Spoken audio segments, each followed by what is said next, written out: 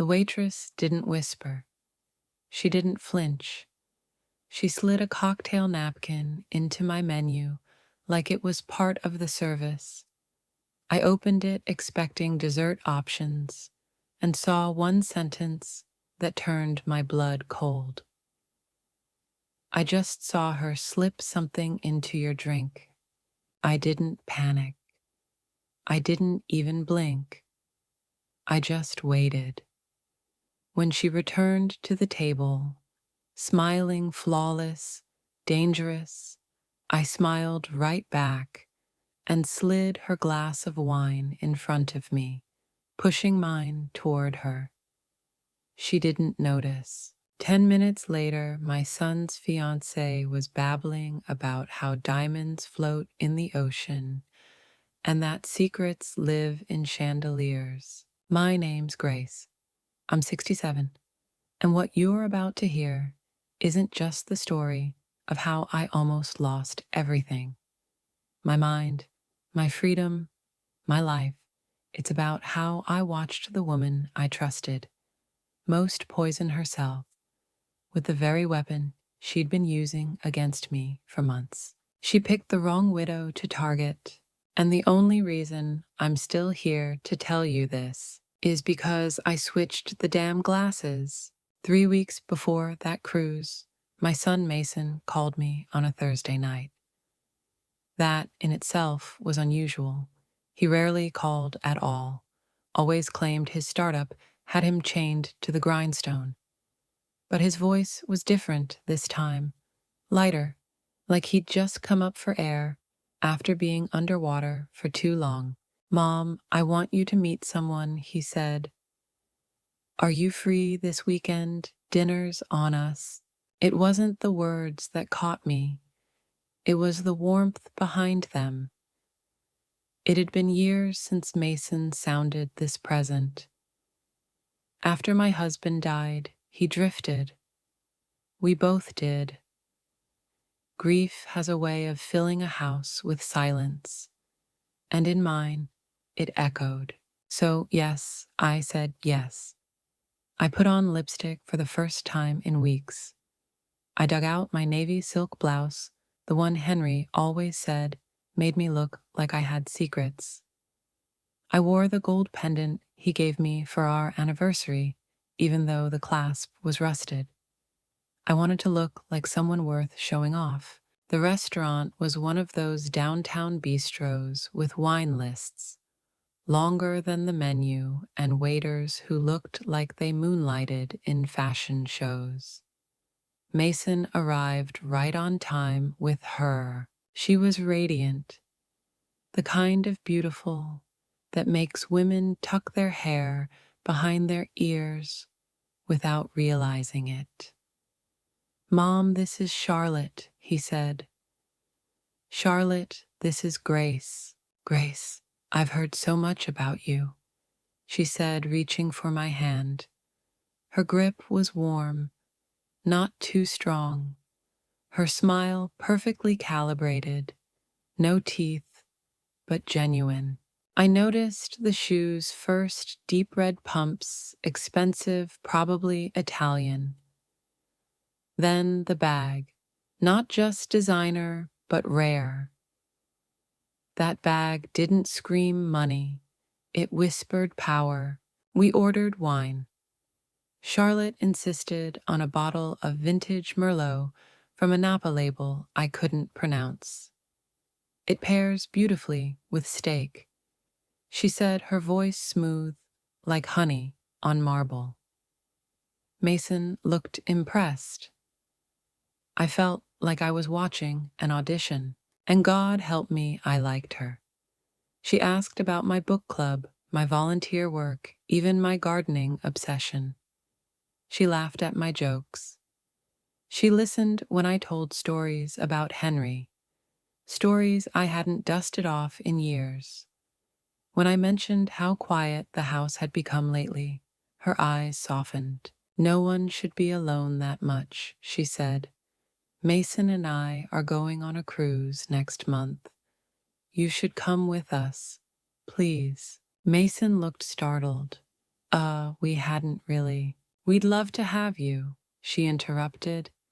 It'd be so good for you, Grace. She turned to me, her eyes wide, disarming. Please say yes. And I did, because for the first time in months, someone looked at me like I still mattered. The following weeks were a blur of shopping laughter brunches. Charlotte and I became close.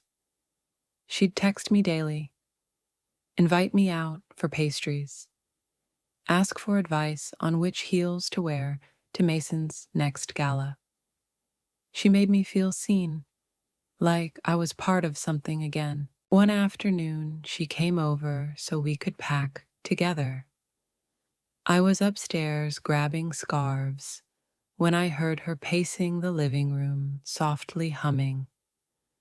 When I came down, she was admiring my wedding portrait. Me in lace, Henry in uniform. You two looked so happy, she said. We were. For 42 years. She turned to me with a soft smile. You still wear his pendant every day. She stepped closer. It's beautiful. You're lucky. She touched the frame, then moved to the mantel. Her eyes traced the antique clock, the crystal decanter, the floral arrangement like she was memorizing it. This house has so much character, she said. It's old and too big for just me now. Her lips curled.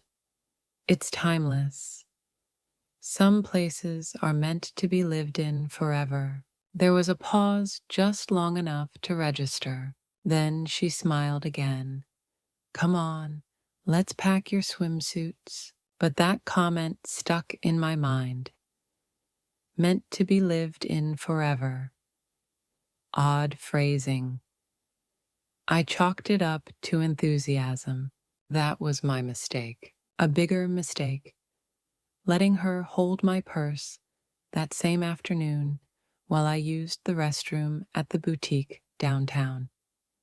She was chatting up the sales clerk, modeling a scarf, acting so natural. When I came back, she was exactly where I left her. Nothing seemed amiss. But now I know. That was likely the first time she touched my pill case. A week later, the symptoms began. I woke up in my hallway, barefoot, holding my keys in the middle of the night.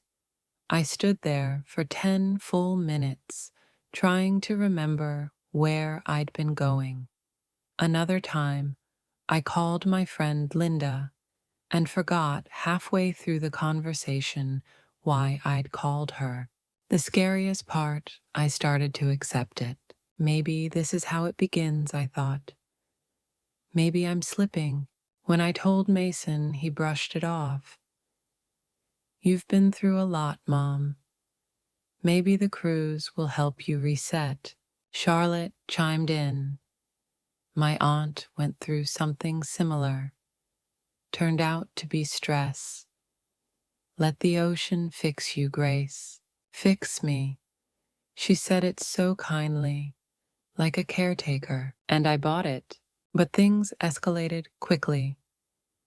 I started forgetting my passwords. Couldn't remember if I'd fed the dog or that I no longer had one. One morning, I stood at my front door for 20 minutes because I forgot which key was for the deadbolt. I cried on the porch like a child. Charlotte. She always arrived with soup or cookies or warm blankets and tissues. I've been there, she'd say, stroking my arm. You're not alone. But her timing was too perfect.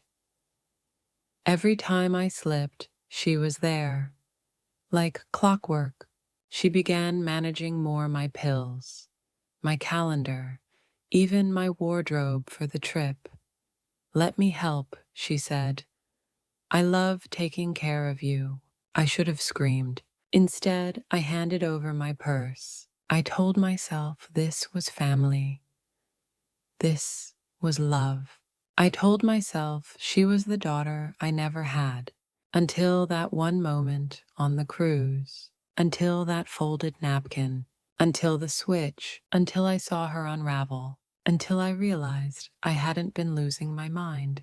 I'd been under attack. The cruise was supposed to be a fresh start, a chance to breathe, to heal, to build new memories. Instead, it became the darkest chapter of my life. The ship was a floating palace, all polished wood and gleaming brass balconies, overlooking endless ocean and a constant hum of laughter and music. Mason and Charlotte were the picture-perfect couple, him protective, but distracted her, glowing with enthusiasm. And me, I was just happy to be included. The first few days were dreamy. Charlotte was in her element, booking us into spa treatments, planning dinners, even dragging Mason to dance lessons despite his protests. She was radiant in sequined dresses and designer heels. I was captivated, but beneath her sparkling surface, something was wrong. It started small, tiny lapses I could brush off. I forgot where I left. My book missed a turn. Walking to the dining hall, struggled to find words in conversations. Mason noticed, but told me to rest more.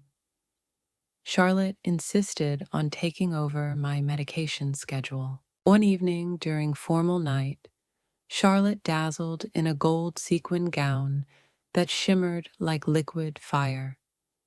She looked straight out of a movie, and I caught Mason's admiring gaze. But when Charlotte left the table to powder her nose, that's when the waitress slipped me the note. "I just saw her put something in your drink." My heart stopped. I switched the glasses before Charlotte returned. What happened next was surreal. Charlotte's behavior shifted rapidly. Her smile faltered. Her speech slurred. Her eyes glazed. She babbled about diamonds dancing in the air and secrets swimming in the deep. Mason's face went pale with worry. I watched in stunned silence as the woman I'd welcomed into my life fell apart before me, drugged by the very poison she'd been slipping into my drinks. The cruise staff intervened. Security footage was reviewed, and the terrifying truth emerged. Charlotte wasn't who she said she was. She'd spent months poisoning me, manipulating Mason, and setting a trap to control everything I owned. Her plan was calculated, cold, and cruel. But the story didn't end there. Charlotte had a history: fraud, identity theft, elder abuse names, and faces I'd never want to see again. Her previous victims, like me, had been wealthy widows, isolated and vulnerable. She systematically destroyed their minds to seize their fortunes. The evidence was damning: vials of unknown substances hidden in her luggage, fake medications, and videos documenting my confusion to build a case against me. And Mason, he was shocked, devastated, but innocent, manipulated without knowing. The betrayal cut deeper than any wound. Charlotte had turned my son into a pawn in her deadly game. But thanks to a brave waitress and my own instincts, I survived. The nightmare ended with Charlotte's arrest and a new beginning for Mason and me. I'm sharing this story because predators exist everywhere, often disguised as family. And sometimes survival depends on trust, vigilance, and courage. After the chaos settled and Charlotte was taken into custody, everything I thought I knew about my life, my family, and myself began to unravel. I had to confront harsh realities and painful questions that haunted me during those dark days on the cruise. First, there was Mason, my son, the boy I had watched grow up, who had once been the center of my world, was suddenly a stranger. I struggled to reconcile the man who had cared for me with the man who seemed so distant, so caught up in his own world that he hadn't noticed the danger looming right beside him. For months, I questioned if Mason was complicit in Charlotte's plan or just another victim. Mason swore he had no idea about Charlotte's true nature. His confusion, his tears, and his desperate pleas for forgiveness convinced me, but trust is a fragile thing, especially when it's shattered so violently. I began to see the truth from a new angle, that manipulation can happen to anyone, no matter how smart, how cautious, or how much love surrounds you. Then there was Charlotte's facade, the woman who had been warm and attentive, who made me feel valued and alive, was a master of deception. I realized how carefully she had studied me, my routines, my vulnerabilities, even my medical needs. What seemed like genuine care was calculated control. Looking back, I now understood the red flags I had missed. The way she memorized every detail of my home, her unusual knowledge of my medications, and the strange coincidences that always put her near when I felt confused or unsteady. I had mistaken these signs for kindness or love. Most importantly, I learned to listen to my instincts. That nagging feeling deep inside telling me something was off, even when everything appeared perfect. I had ignored it, desperate for companionship, for someone to fill the void left by my late husband. The biggest revelation was about aging and vulnerability. Society often isolates older adults, especially widows, leaving them exposed to predators like Charlotte. I realized that the confusion and memory lapses I experienced were not signs of weakness, but cries for help, red flags that needed attention. But there was hope in this new perspective. I saw how resilience grows from adversity. I saw how Mason's commitment to stay by my side and rebuild our relationship was a testament to love's power to heal. I saw how the courage of a single waitress could save a life. This change in perspective shifted my approach to life. I became vigilant but not paranoid. I learned to set boundaries, to ask questions, and to protect myself while embracing the joy life still had to offer. The nightmare reshaped my understanding of trust, family, and strength. And it taught me that even in the darkest moments, clarity can emerge, guiding us toward healing and renewal. After the storm cleared and Charlotte was arrested, I found myself standing at a crossroads. The ordeal had stripped away the illusion of safety and forced me to face a harsh truth: my world had changed forever. But with that truth came an unexpected chance, an opportunity to rebuild not just my life, but my relationship with Mason and my own sense of self. The first opportunity came through Mason himself. The shock of betrayal and his guilt over missing the signs had broken down walls between us that had been quietly growing for years. Suddenly, we were talking every day, sharing meals, and revisiting memories of Henry, who had been the steady center of our family for decades. Mason moved back in with me. He set up a workspace in Henry's old study, scaling back his long work hours at the tech startup. For the first time in years, our weekly dinners became nightly, filled with honest conversations and laughter. That alone felt like a gift. This new closeness opened the door to a deeper healing for both of us. We faced the pain of the past, the loneliness, the distance, the missed opportunities, but instead of allowing it to drive us apart, we used it as fuel to forge a stronger bond. It was a second chance, one I hadn't dared hope for. Personally, I embraced new opportunities for growth and self-care.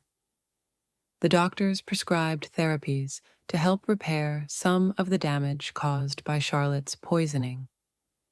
I joined a support group for elder abuse survivors and found solace in connecting with others who had walked through similar darkness.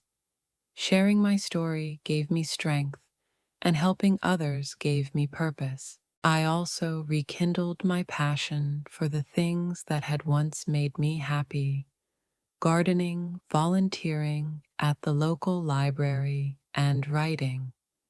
I started journaling about my experience, determined to transform pain into power. I refused to be a victim. An opportunity arose to speak publicly about elder abuse and scams targeting vulnerable seniors. I partnered with advocacy groups to raise awareness, hoping my story could prevent others from suffering like I did. Each talk was a victory, a way to reclaim control and honor the resilience I discovered within myself. This journey reshaped my understanding of family trust and strength. I learned that new beginnings often rise from the ashes of destruction. The nightmare I survived was a dark chapter, but it was not the final one. Charlotte had tried to steal my life. Instead, I took back my voice, my dignity, and my future. Surviving Charlotte's betrayal wasn't just about escaping danger. It was a journey that reshaped who I was, inside and out. The experience peeled back layers of vulnerability I hadn't known existed, and forced me to discover reserves of strength and resilience I never imagined I had. At first, the aftermath was overwhelming. I wrestled with feelings of anger, grief, and shame. How could I have been so blind? How did I let someone so deceitful into my life? These questions echoed through my mind, but dwelling on them only deepened the pain. Slowly, I shifted my focus from what I had lost to what I could still build. I started by reclaiming my independence. Though the poisoning had left cognitive scars, therapy and determination helped me regain mental clarity. I relearned routines, strengthened my memory with exercises, and surrounded myself with supportive friends and family. One of the biggest shifts was in how I viewed trust. Before, I had given it freely, almost naively. Now I recognized the importance of boundaries, of discerning genuine care from manipulation. This wisdom didn't make me cynical. It made me empowered. I learned to listen deeply to my instincts and to ask hard questions without fear. My relationship with Mason evolved profoundly. We rebuilt trust, brick by brick, openly discussing fears and regrets. He became not just my son, but my partner in healing.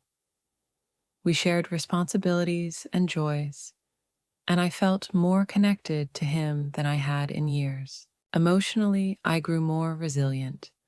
The trauma that once threatened to consume me became a source of strength. I learned that vulnerability isn't weakness, it's the doorway to courage. Speaking publicly about elder abuse, sharing my story with strangers, and helping others became acts of empowerment. Spiritually, I found peace in gratitude. Each morning, waking up in my home, surrounded by memories of Henry and the life we built, felt like a gift. I embraced joy without guilt, allowing myself to live fully despite the past. My growth was not linear. There were days of doubt and frustration, but overall, I moved forward. Charlotte's attempt to destroy me had backfired. Instead, it revealed the fighter within a woman who refused to be broken.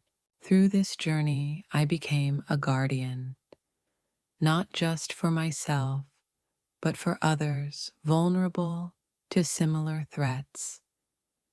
I am stronger, wiser, and more alive than ever. The ordeal with Charlotte left scars, but it also carved a path toward a new beginning, a future shaped by clarity, strength, and hope. I often think back to that moment when the waitress handed me the note, the instant that saved my life. It was a reminder that sometimes salvation comes from unexpected places, and courage can come from within. My recovery wasn't just physical, it was deeply emotional and spiritual. I learned that surviving betrayal and trauma is possible even when it feels like your world is collapsing. There's power in resilience, in standing up after falling, and in reclaiming your story. Mason and I found our way back to each other. The distance, the misunderstandings, and the pain melted away as we rebuilt trust with honesty and love. We talked about Henry, often sharing stories that brought laughter and tears. We found comfort in our shared past and excitement in planning our future. I also embraced a mission beyond myself, sharing my experience with others who might face similar dangers gave me purpose. Speaking at community centers, supporting elder abuse awareness campaigns, and mentoring women in vulnerable situations became my new calling. I realized that through my pain, I could light the way for others. The lessons I learned were profound trust. Your instincts set firm boundaries, never isolate yourself, and don't be afraid to seek help. Age does not mean weakness, it means wisdom earned through life's battles. Most importantly, I learned the value of self-love and acceptance. I am not defined by what happened to me, but by how I rose above it. Every day is a gift, a chance to live fully, to cherish those you love, and to protect your peace. Charlotte tried to take everything: my mind, my home, my family. But in the end, she only gave me the chance to discover my true strength. I am more than a survivor. I am a warrior. If you're listening today, know this: no matter what darkness you face, there is light ahead. Hold on, fight, and when the moment comes, be ready to switch the glass. This story is a stark reminder that trust is precious and must be given carefully, especially as we age and become more vulnerable. Predators often cloak themselves in kindness and familiarity, making it easy to overlook warning signs. It's crucial to listen to our instincts and remain vigilant. Confusion, memory lapses, or sudden changes in behavior aren't always natural. They might be signs of external manipulation. Protecting ourselves means setting boundaries, staying connected with loved ones, and never hesitating to seek help when something feels wrong. Resilience doesn't mean ignoring red flags. It means acknowledging them and acting decisively. Aging brings wisdom, but also risks. Empower yourself through knowledge and support. To safeguard yourself or an elderly loved one, Start by monitoring medication closely. Ensure prescriptions are filled by trusted pharmacies and watch for changes in pill appearance. Keep an eye out for unusual behavior like unexplained confusion or disorientation. Maintain open communication with family and healthcare providers. Encourage social engagement to reduce isolation, which predators exploit. If suspicions arise, don't hesitate to involve authorities or advocacy groups specializing in elder care. Simple steps like safeguarding personal belongings, reviewing financial activities, and fostering strong support networks can prevent exploitation. Awareness and proactive measures are the best defenses against those who prey on trust and vulnerability.